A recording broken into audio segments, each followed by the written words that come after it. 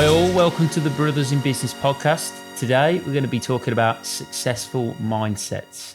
Now, I know that both of us have really had to focus on this one from day dot because, like we've touched on in the past, we've had to work right the way, from the bottom of the barrel all the way up, and it's hard to kind of see the future when you're working, at the start of the ladder. Love that. So it's difficult to see the top when you're right at the bottom. So it's keeping clear goals.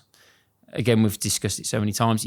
Writing these down, and for me, it's determination. And I've had issues myself with customers where there's been an issue, and this is a big customer of ours, and it felt like everything was going to just fall apart. You're going to lose the customer. And at that stage, when you're really feeling down, you could easily just you just go into a ball and just say, oh God, this isn't going to work, or it's just not going to happen. But I had to then think, no, we can't do that. We need to face it head on. I had to call, the vice president of a pretty big company and eat humble pie really, and tell him what we were going to do to fix the problem. And I think that's one of the big things for me. And when I did that, you kind of see that it's not as bad as it seems, but it's because you've got that mindset. And I know that you've probably had some things very similar to that as well. I love that. No, I think determination's a massive one in success, because it's something that people don't realize how difficult the journey is. And you're going to go through these hardships. There's going to be so many times and so many occasions that both of us can remember for each other that we've had to go through, that we could have easily ran away, retreated, buried our head in the sand, let somebody else deal with it. And when you're in business or when you want to be successful, it's recognizing when the going gets tough, the tough get going. And that's something that most people have forgotten nowadays. They've thought to themselves, well, actually, that sounds like a lot of work, or that sounds hard, so I'm just going to not bother, or I'm going to retreat. I'm going to do something else. It's something that's plaguing our generation currently quite massively. So I absolutely love that one. Determination, I think, is a really good one. Yeah, they definitely pass the baton on as if it's like a relay. It's like, here you go, this is to you now, like hot potato, and you just it doesn't work. And all that it does is, again, we've seen it. If someone's in a role and they just don't want to deal with it, you're only ever going to stay within that role. You're never going to be able to branch out. And again, you've got the wrong mindset. Completely agree. I think the other big one, and this one sort of latches onto that, we've just touched on it, is the amount of complaining people do. And I know I'm shooting myself in the foot because I'm complaining now, but stop complaining. Everybody just needs to start to take responsibility for themselves a little bit. And I think it leads on to, like I said, my next point, where everybody looks to blame everybody else for their problems. And I think another big thing in success, I'm sure you'll agree, is that sort of self-accountability that people, for some reason, again, have lost in a modern society. Everybody wants to blame somebody else, the government for their problems, their employer for not getting enough money, their parents for not giving them the right opportunity, their teachers at school for not doing a good job. It's never their fault. And I think one of the most important traits of anybody that's actually made it to any level of success is that self-accountability, and realizing that they are the ones to blame for their failures, but also the ones to blame for their successes as well. You've got to be able to understand and give yourself a pat on the back, but it is that kind of proud but never satisfied sort of thing. Most successful people that I see and that I know personally, they hit a goal, they hit a target, and they think to themselves, what's next? What's the next goal? What's the next target that I can now achieve? And sometimes when you've set a big goal, one of the big ones for this was Tyson Fury. I remember him sort of achieving his big goal of becoming a heavyweight champion. And instead of looking forward, instead of looking for his next goal and target to hit, he hit a massive wall, and he just ended up having this real bad battle with his mental health. So again, goal setting, self-accountability is massive. Yeah, and you could see with that same example, when he realigned, reset a goal, and then worked towards that goal, he's then executed it and then ended up getting to the top of the tree again. And it all comes down to, again, that same mindset. And it's the hard work that you got to put in. And sometimes it can start with just mopping floors, and you might work a 9 to 5, but to stand out, and the successful mindsets are, yeah, you're working 9 to 5, but I tell you what, let's arrive in half an hour early and let's leave half an hour late. Start with something small and say, look, what else can I do? I know I'm just mopping floors at the minute, but I want to do a bit more than just mop floors. Is there anything else I can do with this extra half an hour of making up, before I'm getting in or after I'm staying late?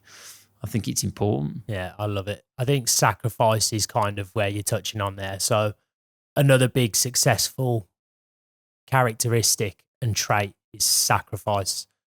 People nowadays don't want to sacrifice a second of their time to do anything that they don't want to do. So it's almost, again, this whole trade-off. Success is something that's earned. It's not given.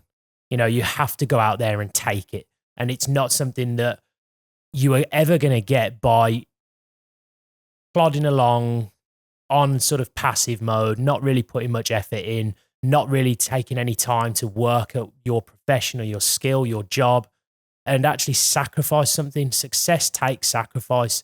Anybody that's ever achieved any level of success, whether it's Elon Musk, he didn't get there by working 9 till 5. He slept under his desk. He worked 7 days a week and he was married to his job. Now, it depends on the level of success that you want, because there is a trade-off for that. You lose so much time in your own personal life. Relationships can become affected. And again, that's why we've done an episode recently on working with family, because then you get to keep those relationships and it's a benefit of that. But for me, people that are looking for a level of success, if you want to be earning 6 figures, 7 figures and have a successful business, the reality is the sacrifice that you're going to have to make is weekends are gone. Certain relationships are gone. The money in your bank account is gone.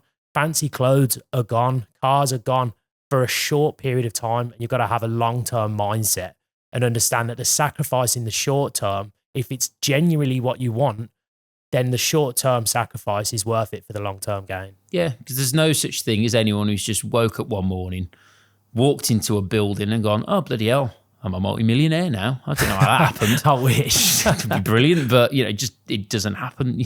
It's like... Well, then everybody would do it. Well, yeah, exactly. And there can only be so many entrepreneurs, because there's always got to be so many workers to fill the roles for the entrepreneurs, for them to fulfill their goals. But the reality is you decide where you want to be. Yeah, you can be a worker ant or the queen ant. Interesting way of putting it. But yeah, no, it's right. It's like you said, you position yourself in a company or in your own life. And I go back to that self-accountability. It's you are responsible for the outcomes that you get in your own life. If you are in a position that you're not happy with, you are the one that's responsible for changing it at the end of the day, aren't you? Yeah. I mean, I didn't like, when I was working behind a bar and I had a manager telling me, you don't even want to know, but I do actually. What did she say? She'd say I was shit at this and I was the worst. She lined me up in front of every other employee and said, you are the worst employee I've ever employed. And I'm going, what do you mean? I think she expected me to pull... I've worked with you for 10 years, I agree.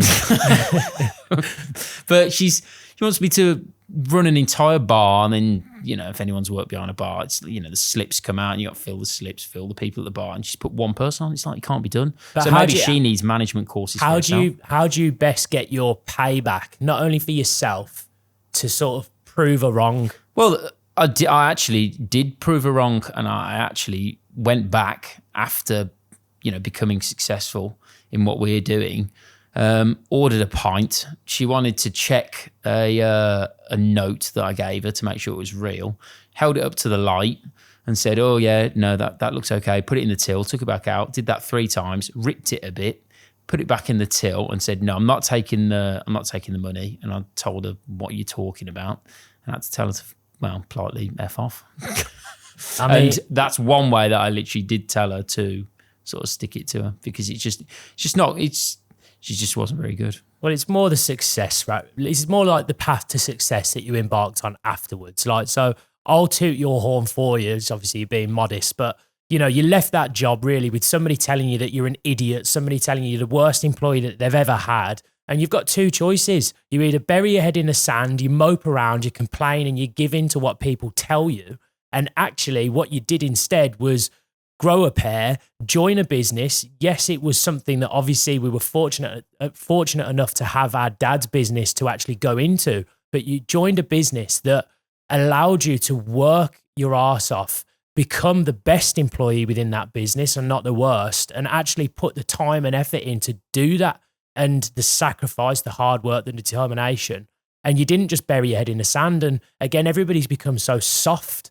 And it's something that people get told that they can't do things or that they're not good enough. And they immediately just fall into this mindset of agreeing with them. Do you know? Because it's easier. Exactly. And it's one of those things where people nowadays are happy to accept they are who people tell them they are.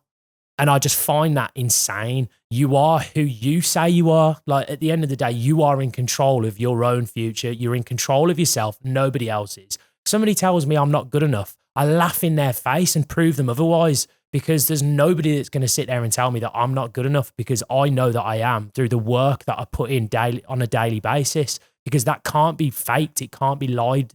It can't be lied about. It's something that we both have put the time in to achieve that level of success. So you can now stick your middle fingers up at the people that are telling you you're not good enough, because you know that they're wrong. Yeah. And literally in my case, go and tell them to fuck off in reality.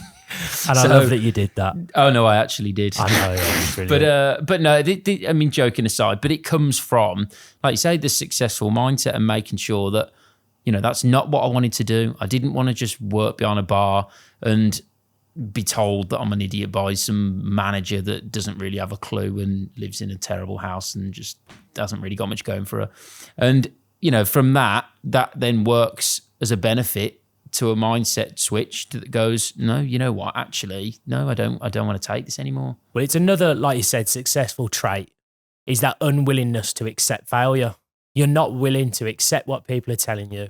And this applies not just to sort of like the reputation side, the unwillingness to accept failure in a job that's gone wrong, or in a business decision that went bad, or a relationship that's failed. You're unwilling to actually accept that failure, and you're looking to be as resourceful as possible to be able to solve that issue.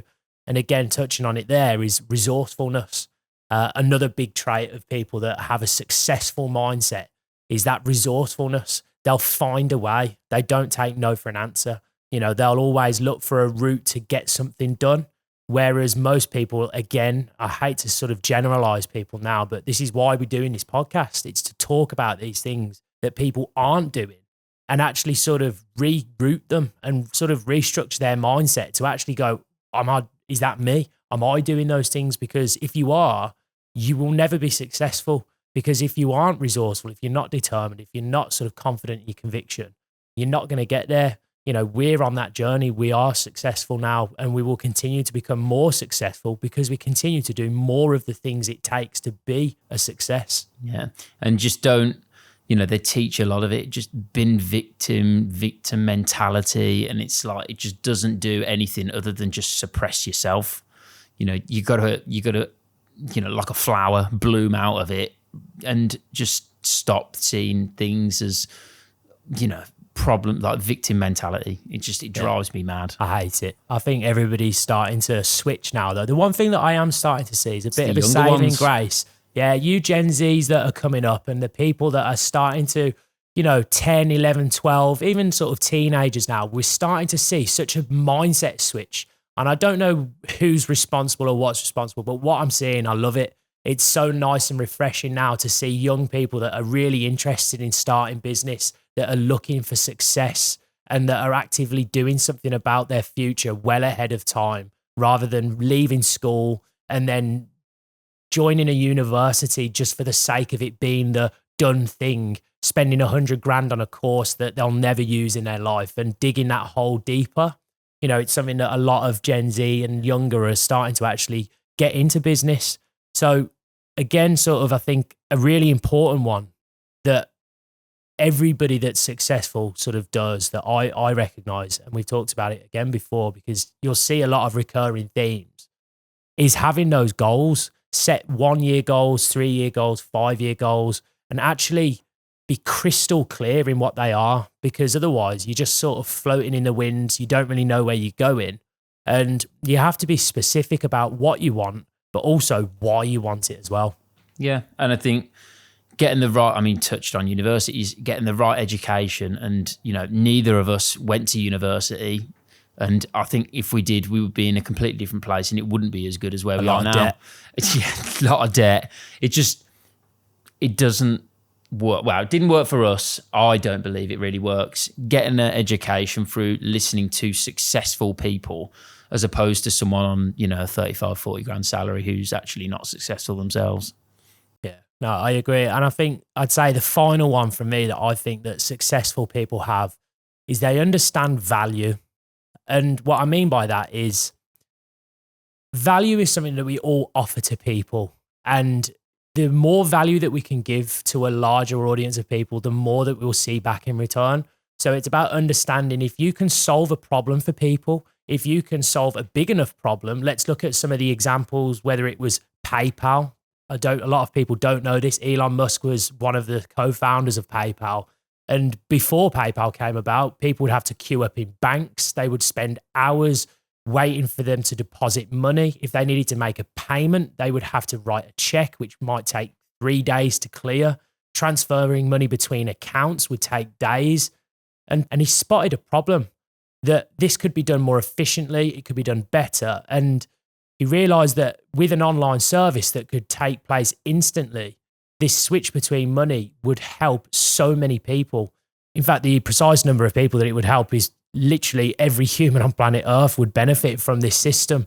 And so it's a large problem that helps a large number of people. So the value that he gets from that in return was something in the hundreds of millions. And he owned a sort of percentage enough to pay himself, I think, sort of 40, 50 million. Don't quote me on the exact numbers.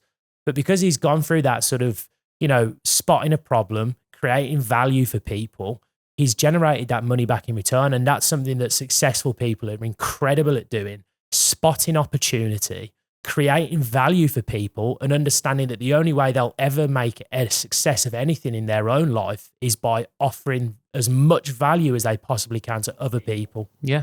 And you get it with, you know, Amazon, and again, reducing the friction, making it easier to get books and then online services, or Elon Musk again with his rockets where he's made them reusable and saving money and making it again an invaluable commodity.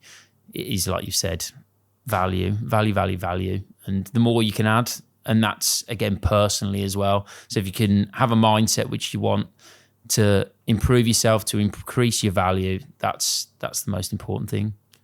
Cool. Right then. Thank you very much for watching another episode of Brothers in Business podcast. What I'd love to challenge each of you who are watching this to do is think about some of the mindsets that we've actually discussed in this video and see if you can take on any of them, see if some of them already apply to you. And if you actually have any that we might have missed, by all accounts, get in touch, let us know, because I'd love to hear more that we can share with people in a potential future episode. But for me, I'm Tyler Barker. I'm Cody Barker. And thanks for watching.